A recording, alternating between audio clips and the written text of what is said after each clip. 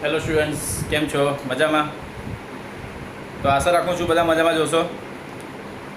સૌથી પહેલાં હું તમને એ જણાવી દઉં કે આગળના આપણા જે પણ વિડીયો થયા હતા બરાબર, તેમાં આપણે કયા કયા ટૉપિક વિશે અભ્યાસ કર્યો હતો.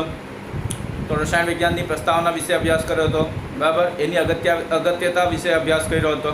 પછી દ્રવ્યનો સ્વભાવ વિશે અભ્યાસ કર્યો હતો બરાબર છે.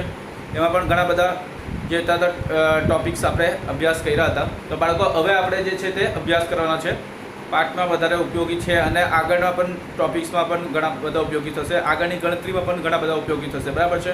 તો બાળકો, હવે આપણે આજે અભ્યાસ કરવાના છે ધોરણ 11 રસાયણ વિજ્ઞાનના બરાબર, ગુજરાતી મીડિયમના વિદ્યાર્થીઓ માટે પહેલા એકમમાં રસાયણ વિજ્ઞાનની કેટલીક પાયાના સંકલ્પનાઓમાં એસઆઈ પદ્ધતિમાં વપરાતા પૂર્વકો વિશે અભ્યાસ કરવાના છે. ને એના પછી આપણે બીજા પણ ઘણા જે પાયાના ભૌતિક રાશિઓ છે તેના વિશે આપણે અભ્યાસ કરશું બરાબર. બીજા બધા ઘણા ટોપિક્સ છે તે આપણે અભ્યાસ કરવાના છીએ અહીંયા. તો બાળકો, પહેલાં આપણે આ જોઈ લઈએ. આ ગણતરીમાં ઉપયોગ થતો હોય છે. તો અહીંયા જે છે તે 10ના ઘાતો છે બરાબર. 10ના ઘાતો આ રીતે હોય તો એના માટે કયા પૂર્વક વપરાય છે બરાબર, એની સંખ્યા શું છે તે થોડુંક આપણે જાણકારી રાખીએ. અને બાળકો, આ વસ્તુ થોડુંક તમે યાદ રાખશો તો તમને વધારે ફાયદો થશે. આગળ આનો ઉપયોગ થવાનો છે એટલે. તો બાળકો, આ જોઈ લો. 10 ની -24 ઘાત હોય તો એના માટે પૂર્વક શું વપરાય? યોક્ટો બરાબર. સંખ્યા શું છે? Small Y. 10 ની -21 ઘાત હોય તો એને શું કહેવાય? પૂર્વક શું વપરાય? ચેપ્ટો. અને સંખ્યા શું છે? Small Z. 10 ની -18 ઘાત હોય તો પૂર્વક કયો વપરાતો છે? એક્ટો. સંખ્યા શું છે? સ્મોલ એ. 10 ની -15 ઘાત તો પૂર્વક ફેમ્ટો. સંખ્યા શું છે? Small F. 10 ની -12 ઘાત હોય તો પૂર્વક શું છે? પીકો. સંખ્યા શું છે? સ્મોલ પી. 10 ની -9 ઘાત હોય તો પૂર્વક નેનો. સંખ્યા શું છે? Small N. 10 ની -6 ઘાત હોય તો પૂર્વક વપરાય માઇક્રો બરાબર. અને સંખ્યા શું છે બાળકો? સંખ્યા છે મ્યુ બરાબર. આ ગ્રીક લેટર છે બાળકો, આ ગ્રીક અક્ષર છે મ્યુ બરાબર. મ્યુ વંચાય. બાકી બધા તો એબીસીડી તમને ખબર પડતી હોય, આ શું છે ખબર નહીં પડે. તો આ શું છે? મ્યુ છે, જે કે ગ્રીક લેટર છે બરાબર. ગ્રીકમાં અલ્ફા, બીટા, ગામા જે તે આપણને આવે છે, મ્યુ આવે છે બરાબર છે. તો 10⁻⁶ હોય તો માઇક્રો પૂર્વક વપરાય ને આ ગ્રીક લેટર છે માઇક્રો કહેવાય છે બરાબર. અને પછી 10⁻³ ઘાત હોય તો મિલી પૂર્વક વપરાય મિલી. અને સંખ્યા શું છે? સ્મોલ એમ.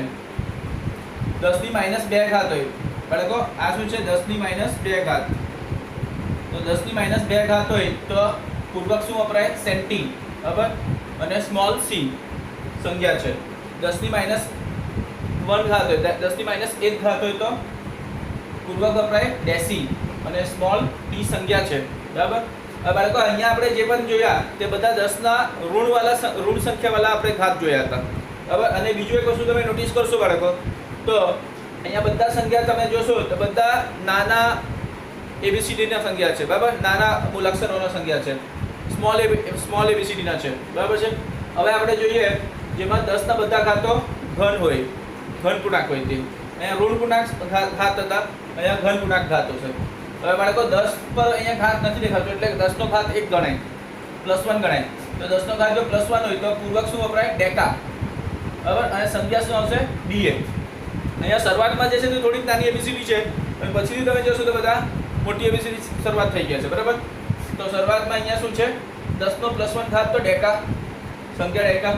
10નો +2 ઘાત હોય તો હેક્ટો કહેવાય, સ્મોલ એચ. 10નો +3 ઘાત હોય તો કિલો કહેવાય, સ્મોલ કે. 10નો +6 ઘાત હોય તો શું કહેવાય બાળકો? મેગા. તો મેગામાં કેપિટલ એમ આવ્યો છે બરાબર છે. અહીંયાથી કેપિટલ આવી ગયું બધા મોટી એબીસીડીના, તો મેગા કહેવાય. 10નો +9 ઘાત હોય તો શું કહેવાય? ગીગા બરાબર છે, કેપિટલ જી સંખ્યા છે. 10નો +12 ઘાત હોય તો પૂર્વક શું કહેવાય? ટેરા બરાબર. 10નો +15 ઘાત હોય તો પૂર્વક શું કહેવાય? પેટા બરાબર. સંખ્યા પી.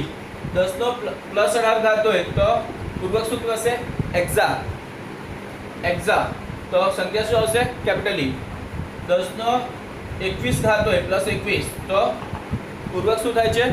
જેટા થાય, બરાબર, અને કેપિટલ Z આવશે. અને 10નો 24 ઘાત હોય પ્લસમાં 24 ઘાત હોય તો શું આવે? પૂર્વક યોટા અને કેપિટલ Y. તો બાળકો તમે જોશો તો અહીંયા આપણે 10નો પ્લસ 6 ઘાતથી અહીંયા તમે જોશો તો બધા મોટી એબીસીડી આવી ગયા. અને બાળકો તમને આ યાદ આપો થોડુંક, આ જે છે બરાબર, આ જે છે તમને દેખાતું હોય મેગા, ગીગા, ટેરા. તો તમને આ યાદ અપાવી દઉં કે જે ઇલેક્ટ્રોનિક ડિવાઇસમાં જે મેમરીની વાત આપણે કરીએ, મેમરી કાર્ડની વાત કરીએ, આપણા મોબાઈલના ફોનમાં મેમરી કાર્ડ હોય, બરાબર છે, પછી કમ્પ્યુટરમાં પણ હોય મેમરી, તો કમ્પ્યુટરના સીપીયુમાં મેમરી હોય, બરાબર છે. તો આપણે જ્યારે મોબાઈલ પરચેસ કરવા જઈએ કે આપણે જ્યારે કમ્પ્યુટર પરચેસ કરવા જઈએ, લેપટોપ પરચેસ કરવા જઈએ બાળકો, તો એમાં આપણે કોન્ફિગરેશનની વાત કરતા હોય, કોન્ફિગરેશન જોતા હોઈએ તો એમાં આપણે મેમરીની વાત કરતા હોય કે કેટલા મેમરીની છે, બરાબર છે. કાં તો આપણા મોબાઈલમાં જે પણ ઇમેજીસ ડાઉનલોડ થતો હોય કે પછી કોઈ વિડીયો ડાઉનલોડ થતો હોય તો આપણે એ વિડીયો જોઈએ કે ઇમેજીસ અને વિડીયો જે છે બરાબર એ કેબીમાં, બરાબર, કેબીમાં કિલોબાઇટ્સમાં પણ આવે, કેબીમાં, મેગાબાઇટ્સ, કિલોબાઇટ્સ આવે, મેગાબાઇટ્સ આવે, ગીગાબાઇટ્સ આવે, બરાબર, અને ટેરાબાઇટ્સ આવે, બધા આવે છે, બરાબર, મેમરી માટે. તો કેટલું લાંબુ છે, બરાબર, વિડીયો કેવો છે, જો ઇમેજીસ હોય તો બધા કિલોબાઇટ્સમાં આવે, બરાબર. પછી થોડાક એનિમેશન જેવા હોય તો મેગાબાઇટ્સમાં થાય. પછી થોડાક લાંબા વિડીયો હોય, થોડાક વિડીયો હોય તો જીબીમાં થાય છે, બરાબર છે.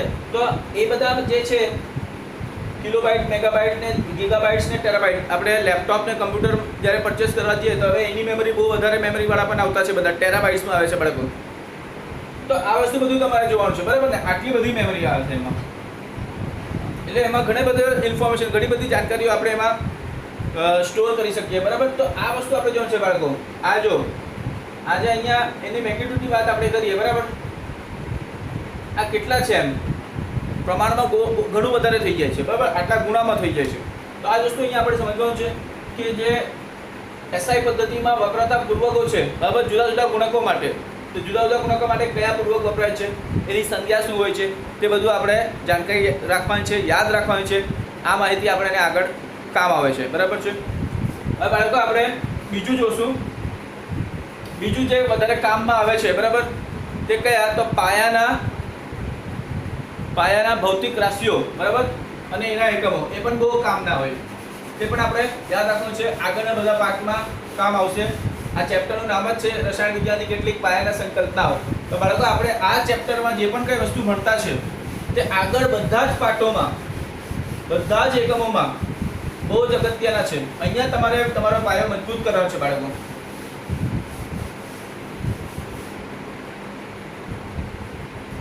તો બાળકો હવે આપણે નેક્સ્ટ ટોપિક જોઈએ, બરાબર. આ હમણાં જે આપણે ભણી ગયા તે પણ તમારા એનસીઆરટી ટેક્સ્ટબુકમાં કોઠામાં આપેલું છે, કોષ્ટક 1.3 માં આપેલું છે. અને પછી આપણે આ પણ જોઈએ, બરાબર, આ પણ આપેલું છે તમને પાયાના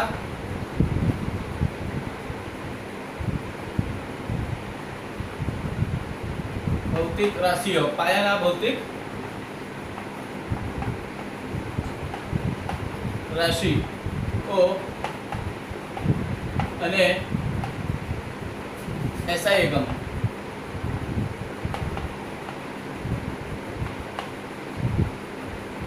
તો બાળકો આપણે આ જોવા છે પાયાના ભૌતિક રાશિઓ અને એસઆઈ એકમો, આ તો તેમના એકમો, બરાબર. પાયાની આવશે, પાયાની ભૌતિક રાશિઓ અને એસઆઈ એકમો, તો તેમના એકમો છે. તો બાળકો આપણે અહીંયા તમે જાણશો કે પાયાની જે ભૌતિક રાશિઓ છે, બરાબર, મેઇન જે છે, મુખ્ય જે છે તે કયા છે? બધા 7 છે, બરાબર. 7 પાયાના ભૌતિક રાશિઓ હોય છે, બરાબર.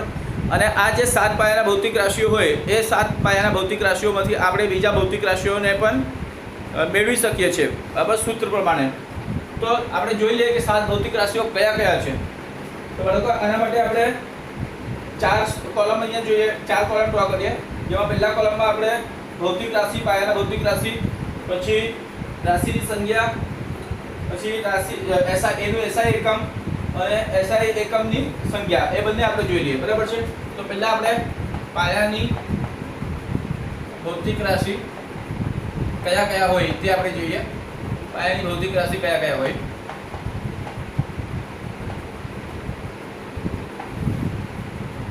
પછી એની સંખ્યા, ભૌતિક રાશિ સંજ્ઞા એના સંજ્ઞા કયા હોય. પછી આના એકમો એસઆઈ એકમો કોને કહેવાય અને એસઆઈ એકમોની સંખ્યા જે છે તે આપણે જોઈએ. બરાબર, એસઆઈ એકમોની સંખ્યા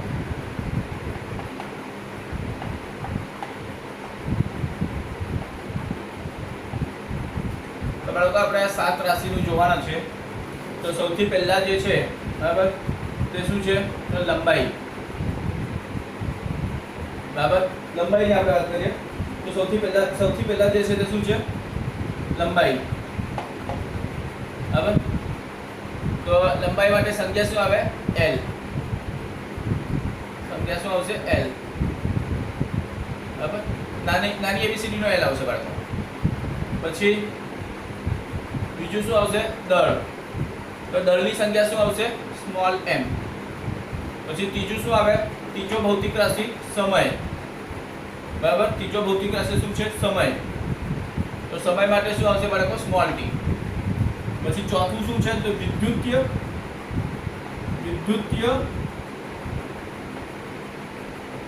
પ્રવાહ. વિદ્યુતીય પ્રવાહ બાળકો વિદ્યુતીય પ્રવાહ એટલે કરંટ, ઇલેક્ટ્રિક કરંટ. બરાબર, લંબાઈ એટલે લેન્થ, દળ એટલે માસ, સમય એટલે ટાઈમ, વિદ્યુતીય પ્રવાહ એટલે ઇલેક્ટ્રિક કરંટ. બરાબર છે, આ એના સંખ્યા છે. હવે વિદ્યુત પ્રવાહની સંખ્યા શું આવશે તો કેપિટલ I આવશે બાળકો. કરંટ માટે કેપિટલ I આવશે. પછી પાંચમું શું છે તો ઉષ્માગતીય તાપમાન. તાપમાન તો આપણે જોઈએ જ, પણ ઉષ્માગતીય તાપમાન તે આપણે જોવાના છે. ઉષ્માગતિકીય તાપમાન.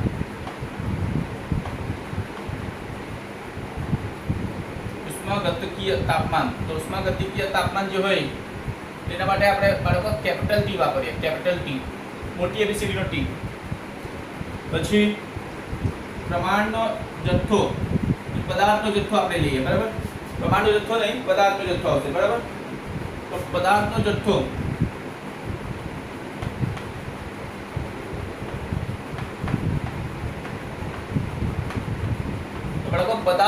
પદાર્થને માપવાના જે પદાર્થનો જે જથ્થો હોય બરાબર તે કેમાં મપાતું હોય. બરાબર, તે મોલમાં મપાતું હોય. તો એના માટેની સંખ્યા જે છે તે શું આવશે પદાર્થના જથ્થાની સંખ્યા શું આવશે સ્મોલ n આવશે. બરાબર, સ્મોલ n. અને પછી લાસ્ટ છે બરાબર, આ થઈ ગયા છે 1 2 3 4 5 6 અને 7 બાળકો આ છે સાતમું પ્રદીપ્ત.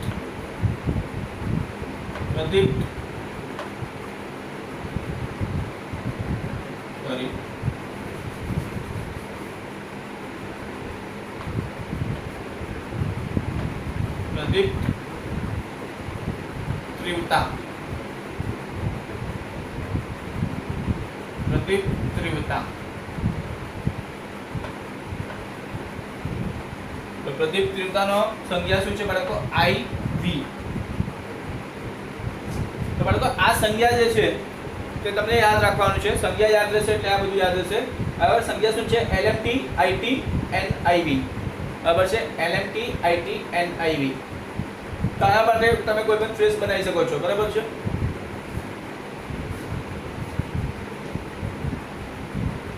ઇંગ્લિશમાં આના માટે ફ્રેઝ છે બનાવ્યું છે. બરાબર, લેસ ઓર મોર ટાઈમ. બરાબર, IT field is now with I and V.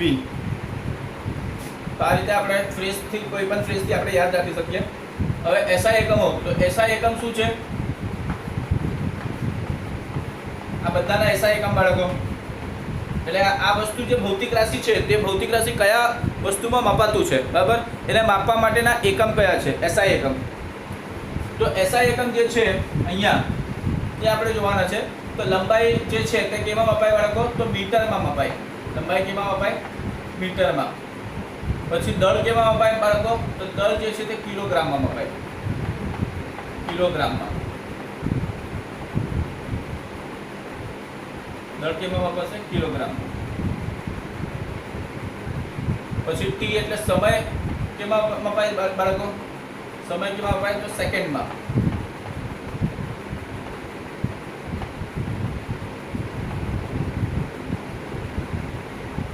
પછી વિદ્યુત પ્રવાહ કેમાં મપાય બાળકો? એ સેકન્ડ આવશે, સેકન્ડ નથી આવશે. વિદ્યુત પ્રવાહ કેમાં મપાય? વિદ્યુત પ્રવાહ મપાય એમ્પિયરમાં બાળકો. એમ્પિયર.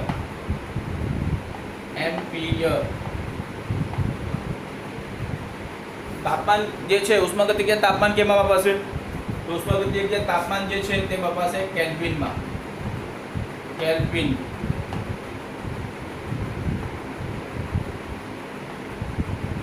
પછી એન એટલે કે પદાર્થનો જથ્થો છે તે કેમાં મપાતું છે? તો મોલમાં મપાતું છે. મોલમાં. બરાબર છે. પદાર્થનો જથ્થો જે છે તે કેમાં મપાય? મોલમાં. અને આઈવી એટલે કે પ્રદીપ્ત તીવ્રતા જે છે તે પ્રદીપ્ત તીવ્રતા કયા વસ્તુમાં મપાતું છે બાળકો? તો પ્રદીપ્ત તીવ્રતા જે છે તે તમને કહી દઉં કે પ્રદીપ્ત તીવ્રતા જે છે તે કેન્ડેલામાં મપાય. કેન્ડેલા.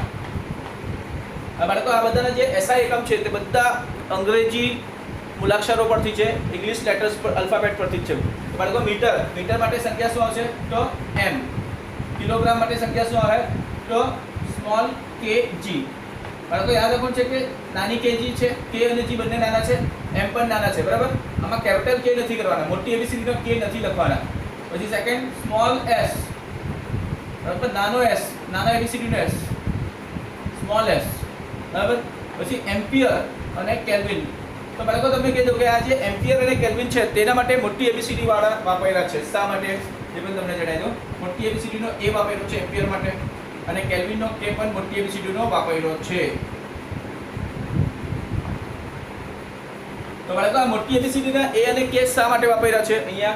તો તમને જાણકારી આપી દઉં કે જે પણ ભૌતિક રાશિના એકમો, બરાબર, જ્યારે પણ કોઈ વૈજ્ઞાનિકના નામ પરથી હોય તો એની જ્યારે આપણે સંજ્ઞા લખીએ તો એ સંજ્ઞા આપણે મોટી ABCD લખતા હોઈએ. બરાબર છે?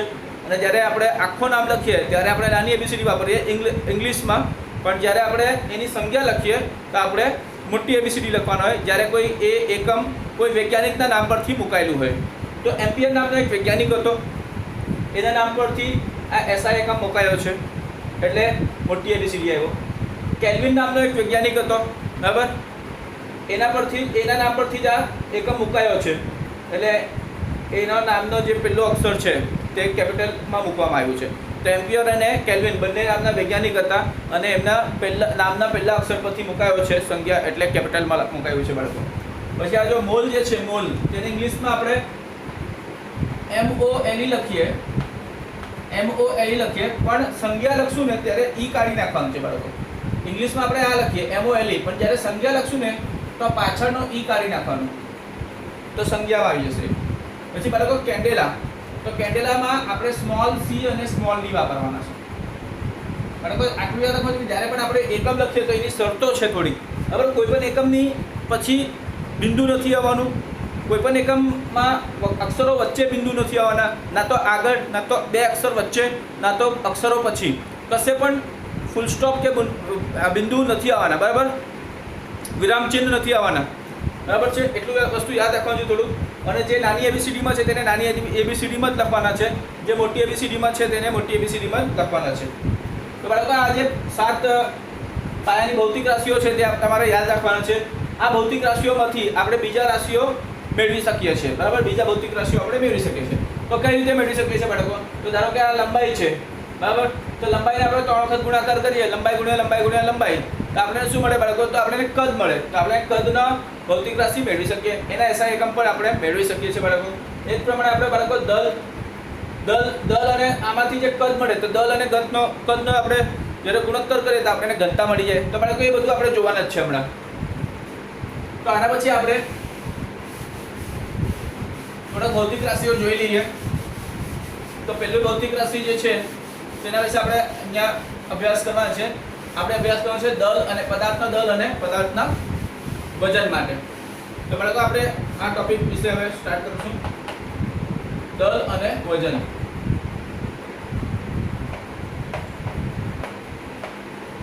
તો બાળકો દળ અને વજનમાં શું ફરક છે? તો કોઈપણ પદાર્થની દળની વાત કરું, બરાબર, તો એ દળ અને વજનમાં કઈ ફરક તો હશે જ. બાળકો બંને જુદા જ છે. તમને જણાવી દઉં કે દળ એટલે શું? તો દળ એટલે કોઈ પણ પદાર્થમાં દ્રવ્યના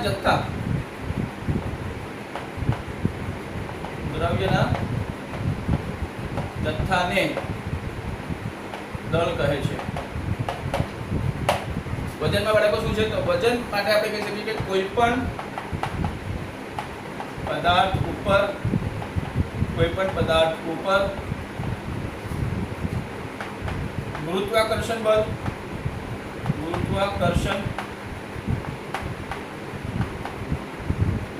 બળને તેનું વજન કહે છે.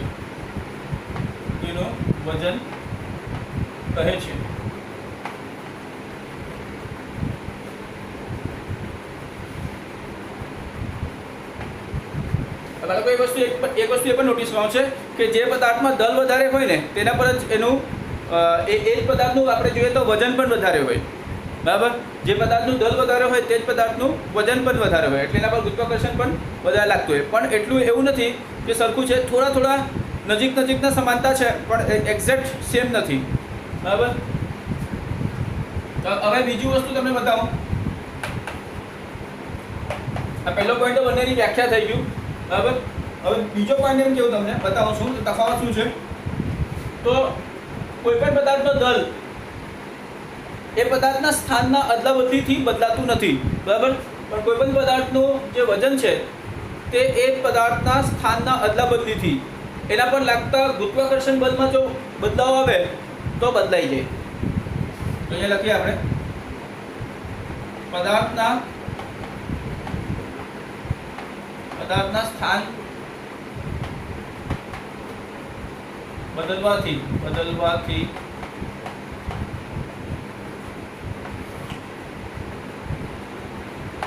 તેના દળમાં ફેરફાર આવતો નથી.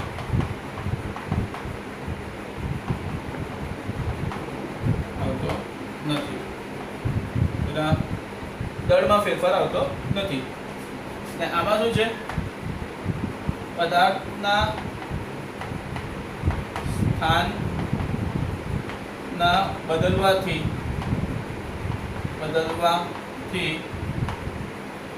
જો તેના પર લાગતું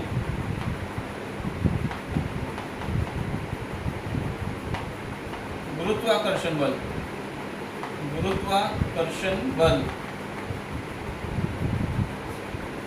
અહીંયા છે ને કર્ષણ છે,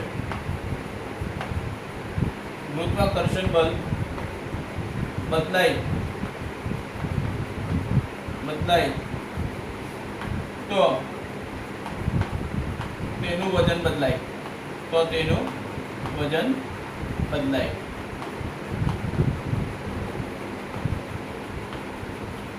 તો બાળકો આ એક વસ્તુ તફાવત છે કે પદાર્થના સ્થાન બદલવાથી તેના દળમાં કોઈ ફેરફાર આવતો નથી, પણ જ્યારે પદાર્થના સ્થાનને બદલીએ અને તેના પર લાગતું ગુરુત્વાકર્ષણ બળ બદલાય. બાળકો અહીંયા ગુરુત્વાકર્ષણ બળ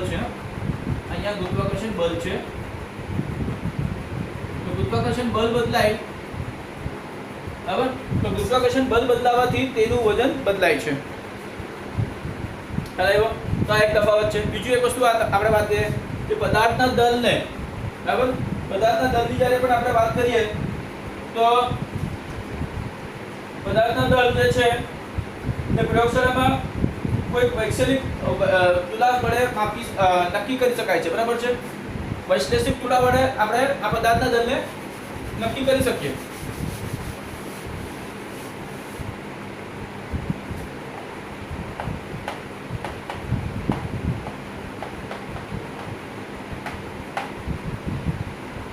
વજનની વાત પૂરી થાય છે, દળની વાત આપણે ચાલુ રાખીએ. તો પદાર્થના દળને કોઈ વૈશ્લેષિક તુલા વડે નક્કી કરી શકીએ.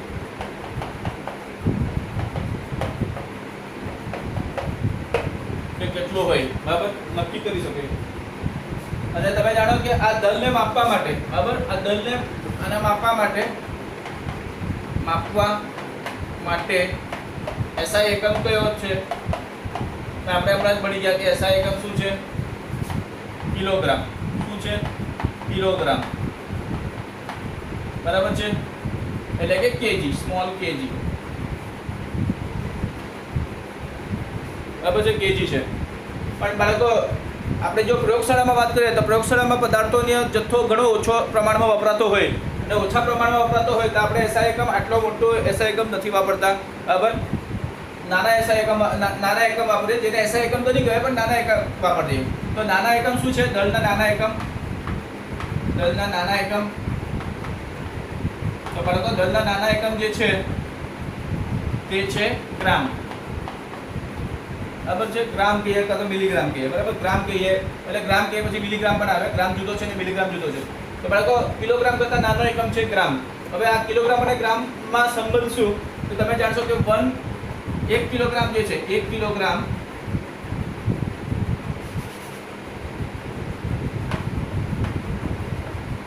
બાળકો 1 કિલોગ્રામ બરાબર કેટલું થાય? 1000 ગ્રામ થાય. 1 કિલોગ્રામ બરાબર શું થાય? 1000 ગ્રામ. બરાબર. અને આપણે આ રીતે લખી શકીએ, કાં તો આપણે સંખ્યા સ્વરૂપે જો લખીએ તો સંખ્યા સ્વરૂપે આવું થઈ જશે. સંખ્યા સ્વરૂપે આ રીતે થશે 1 kg બરાબર 1000 ગ્રામ. બરાબર છે, તો સંખ્યા સ્વરૂપે આ રીતે થશે. 1 કિલોગ્રામ બરાબર 1000 ગ્રામ થાય. બરાબર છે. તો આ રીતે નાના એકમમાં પણ દળને માપી શકાય છે. હવે બાળકો આપણે બીજો પદ જોશું, જેને કહેવાય કદ. બીજો ભૌતિક રાશિ છે કદ, જે પાયાના એકમમાં નથી પણ આપણે મેળવી શકીએ આ ભૌતિક રાશિને. બીજો કયો છે? કદ. તો બાળકો કદ શું છે? તો પહેલા કદની આપણે વ્યાખ્યા આપી દઈએ.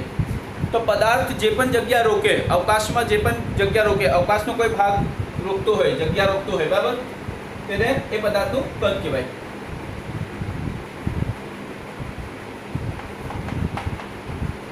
કોઈ પણ પદાર્થ,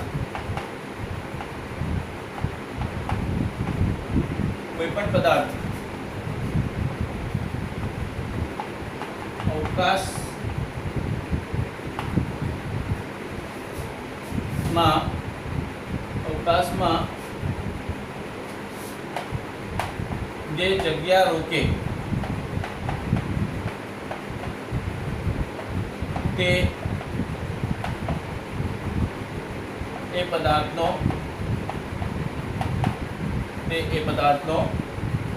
કદ કહેવાય.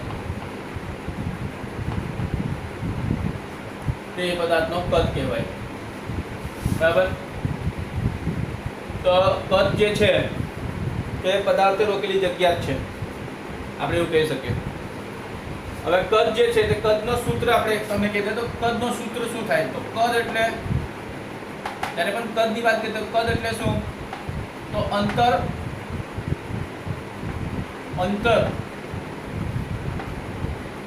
નો ઘન થાય. હવે અંતરનો ઘન. તો બાળકો અંતરનો ઘન શા માટે લેતા છે? તમે જોઈ શકો આ અવકાશ છે, બરાબર. આ અવકાશ છે. તો અવકાશની વાત જ્યારે આપણે વાત કરીએ ને બાળકો, તો આ શું છે? ત્રિપરિમાણીય છે, બરાબર. અવકાશ એટલે શું? ત્રિપરિમાણીય.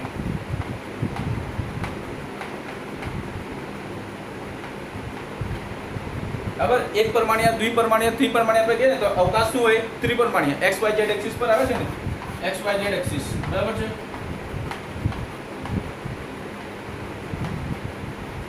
તો અવકાશ જે છે તે ત્રિપરિમાણીય હોય અને અવકાશની અંદર કોઈ પણ પદાર્થ કોઈ જગ્યા રોકતો હોય, બરાબર, તો એને આપણે x y z આ અલગ અલગ 3 અલગ અલગ લંબ દિશાઓમાં આપણે એના જે એનો આકાર હોય, બરાબર, તેનો આપણે માપન કરતા હોઈએ, બરાબર.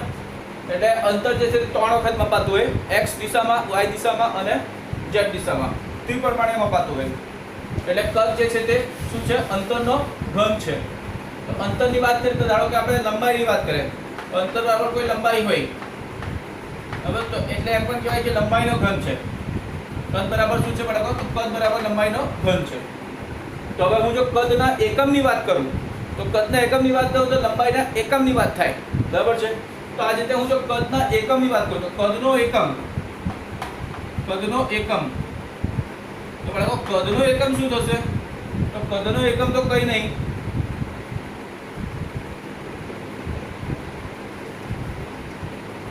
જે કદનો એકમની વાત આપણે કરતા છે, બરાબર, તે કદનો એકમ તો કંઈ નથી, એ તો લંબાઈનો એકમ છે, લંબાઈના એકમનો ઘન છે, લંબાઈનો એકમનો ઘન છે બરાબર. લંબાઈનો એકમ છે ને તેનો ઘન છે. આ બાળકો લંબાઈના એકમની વાત કરીએ આપણે તો લંબાઈનો એકમ શું છે? એસઆઈ એકમની જો વાત કરીએ તો લંબાઈનો એસઆઈ એકમ શું છે? તો મીટર છે, એટલે કે મીટરનો ઘન થાય બાળકો. સંખ્યા લખવા કરતા પહેલા આ રીતે લખી દો. કદનો એકમ એટલે શું? એમ કહેવાય કે મીટરનો એકમ થાય, બરાબર. એટલે સંખ્યા સ્વરૂપે આ m નો ઘન. તો બાળકો કદનો એકમ મીટરનો એકમ થઈ શકે, m નો ઘન થઈ શકે છે, બરાબર છે. પણ આ જે છે તે મીટરનો એકમની આપણે જ્યારે વાત કરીએ તો આ મોટા એકમમાં આવે. જો આના કરતાં નાના કોઈ પદાર્થ એટલે ઘણો નાનો પદાર્થ હોય, નાના પદાર્થનો જો આપણે કદ શોધવાનો હોય તો એ તો મીટર જેટલો લાંબો હોય જ નહીં, બરાબર. એનો જે પ્રમાણીય છે તે બધા મીટર જેવા લાંબા નહીં હોય, નાના નાના હોય. ધારો કે આ ચોકની વાત કરીએ તો આ ચોકનો અમે ગમે ત્યાંથી લંબાઈ માપું તો આમાં 10 થી મીટરમાં આવશે નહીં, બરાબર. મીટર કરતાં નાના એકમ આવશે. તો મીટર કરતાં નાના એકમ આવતો હોય તો કદ જે હોય તે પણ મીટરના ઘન કરતાં નાના એકમમાં આવશે, બરાબર છે. તો મીટર કરતાં નાનો એકમ કયો છે? તો સેન્ટીમીટર છે. તો કદનો નાનો એકમ મીટરના ઘન કરતાં નાનો એકમ આવશે તે કયો? તો સેન્ટીમીટરનો ઘન. કદનો નાનો એકમ શું છે? સેન્ટીમીટરનો ઘન. સેમીનો ઘન થાય. આને આ રીતે પણ લખાય બાળકો, અથવા સેમીનો ઘન, આ રીતે. હવે આ રીતે બીજા એકમ પણ આવે બાળકો. તો ડેસીમીનો ઘન પણ આવે, ડેસીમીનો ઘન અથવા તો ડીએમ ઘન, ડેસીમીટરનો ઘન. ડેસીમીટરનો ઘન પણ આવે, સેન્ટીમીટરનો ઘન આવે, ડેસીમીટરનો ઘન આવે. આ બધા જે છે તે મીટરના ઘન કરતાં નાના એકમો છે, જે કે કદના એકમ છે. હવે બાળકો આપણે કોઈ પ્રવાહીની વાત કરીએ, ધારો કે કોઈ પ્રવાહીની વાત કરીએ તો પ્રવાહીનો જે કદ છે, બરાબર, પ્રવાહી માટે પ્રવાહીનો કદ જે છે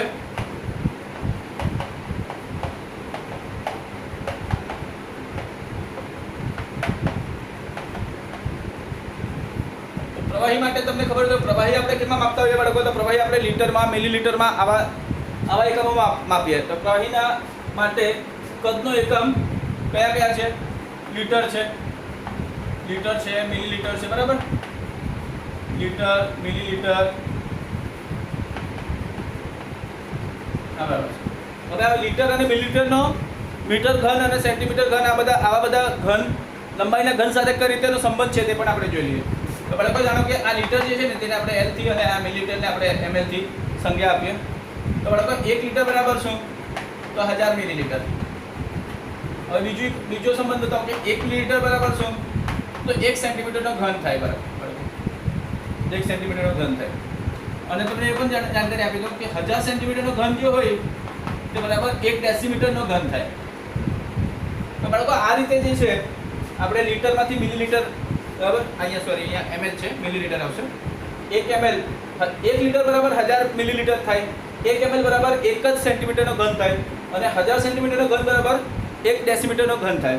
તો બાળકો આ રીતે નાના એકમમાંથી મોટા એકમ, પછી કદના લીટર અને મિલીલીટરના એકમમાંથી આપણે સેન્ટીમીટર ઘનના એકમમાં જઈએ, બરાબર, એટલે કે લંબાઈના ઘનના એકમમાં જઈએ.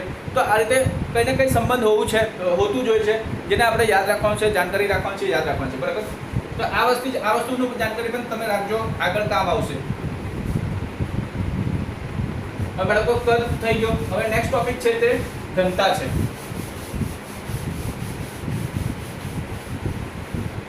નેક્સ્ટ ટોપિક છે તે ઘનતા છે. કદ છે ઘનતા. તો બાળકો સૌથી પહેલા આપણું કામ એ છે કે આપણે કોઈ પણ ભૌતિક રાશિને પહેલા વ્યાખ્યા આપીએ અને પછી આપણે એના એકમ વિશે જાણીએ, બરાબર. તો ઘનતા એટલે શું? તો પદાર્થની ઘનતા શું છે બાળકો? પદાર્થની ઘનતા એટલે શું?